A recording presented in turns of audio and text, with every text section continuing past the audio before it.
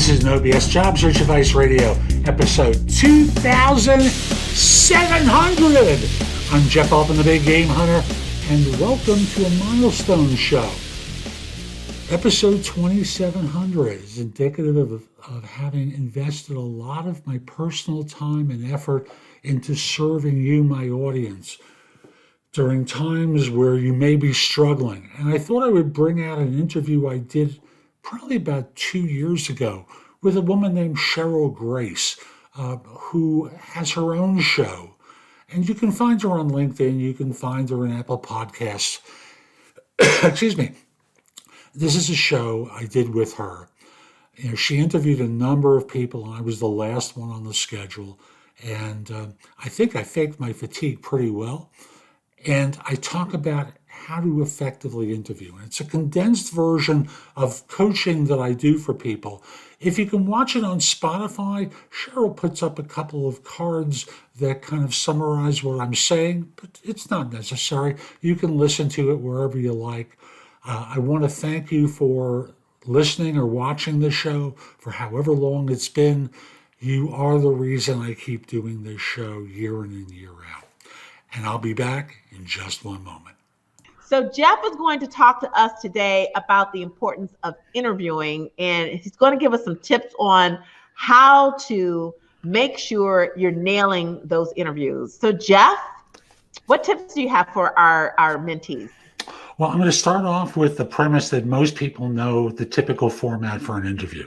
You know, they say, tell me about yourself and what you've been doing. And you do that. And then they start going back and forth with you to qualify what you know and what you've done. And eventually they get to the point where they say, so do you have any questions for us? And you say, could you tell me about the job? And they do that. You say, sounds great. Terrific. We'll get back to you. And it's no wonder that most people flub the interview. Okay. Because they're nice, compliant people, and they go along on the conveyor belt being turned into sausage and salamis. So with that, I think of interviewing as being a little bit different. And I start off with a premise that I have confirmed so many different times, and that is job descriptions are about 80% accurate. Are only 80% accurate? It's at best 80% because no one ever updates them. Okay, that's true.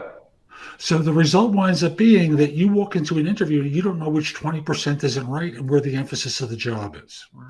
So I want you to start off an interview by asking this question.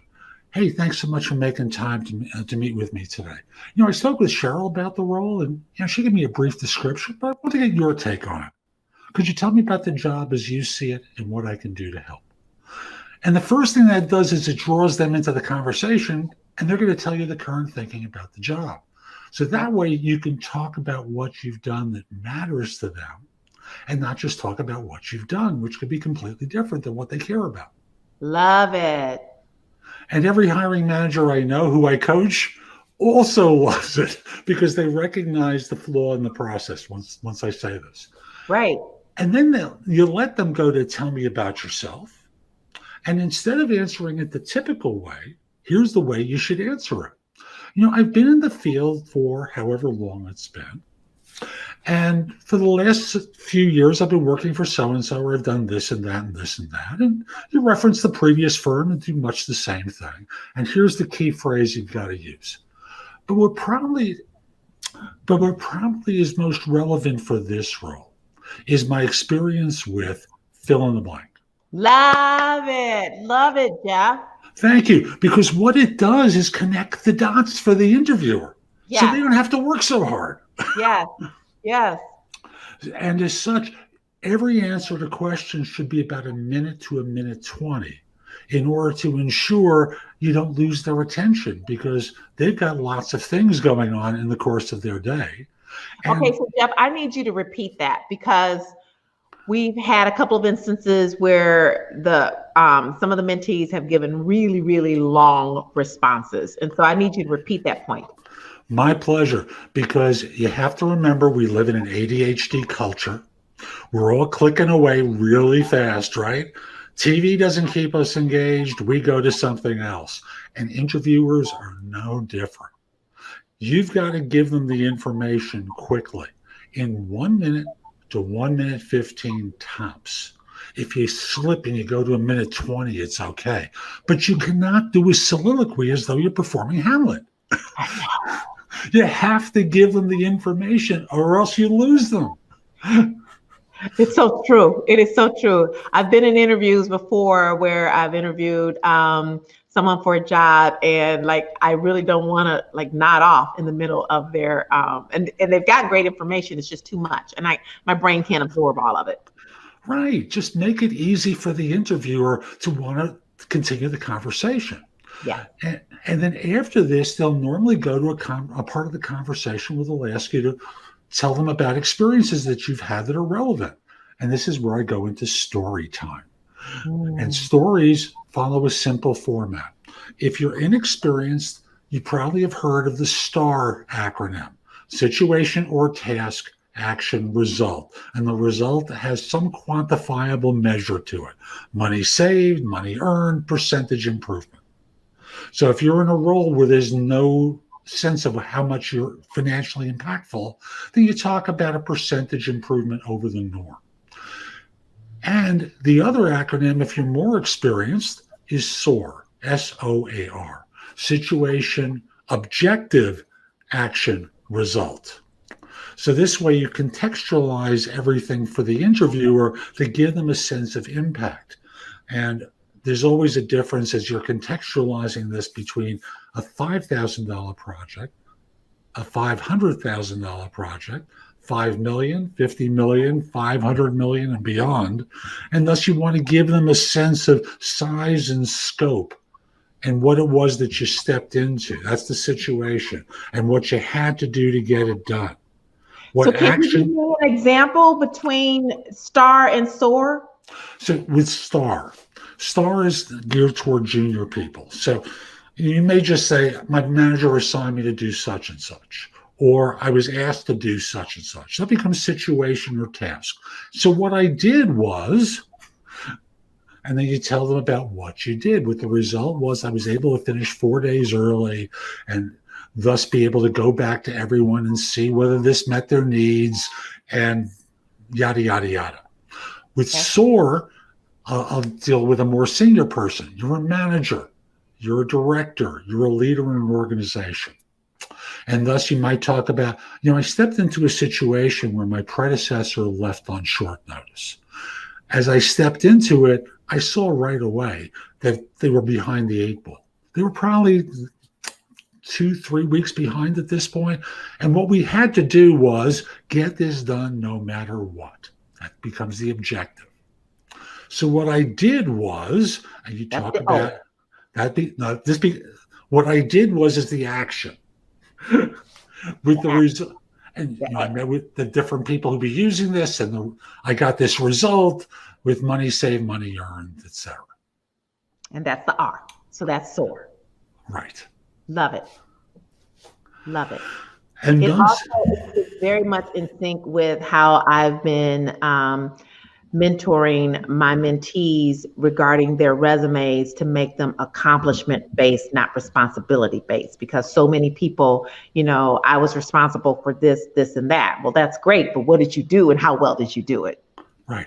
They talk about we did this, but what did you do? Right. What did you accomplish? Yeah. What's your impact? Above and beyond what you were supposed to do. And then there are some great questions to ask at the back end. Okay. What are those great questions? So you can't ask about the job because they already answered that, right? Yeah. But you can ask a clarifying question or two. So like, when you describe the position, you mentioned the focuses will be on such and such, but I noticed you asked a lot of questions about whatever this is. How does this all fit together? And you kind of turn it into a puzzle for them to explain for you. Okay.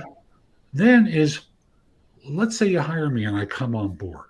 What would your expectations of me be for the first 30, 60, 90 days? Yes.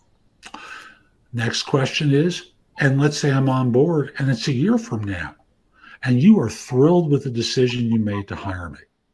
What will I have accomplished during that year that will make you think that way? I love how you phrase it that way. I understand that, setting yourself up for success early on is really something that I make sure that our mentees understand. And, and I also coach them to have like 30-day touch bases, every 30 days, touch bases with their manager, but getting clarity early on what success looks like for your boss. And a lot of people, I just had a call the other day where someone was saying, she thought she had hit it out of the ballpark because she'd done all these extra things and her boss still gave her meets expectations. Wonk, wonk. So that's why I love how you're saying this. Thank you. And then there's the fun final two questions. So the first question is, could you give me a sense of your timetable for next steps? Yep. Because you want to know when they might be getting back to you. And thus, if they say, well, I expect we'll be in touch with you early part of next week, that's different than saying, well, I expect we'll be back to you early part of next week to schedule another interview. Or I'll be back to you somewhere after we finish interviewing 37 more people. Now, there's and different. They're never going to tell you that, though, are they? That they're interviewing 37 more people.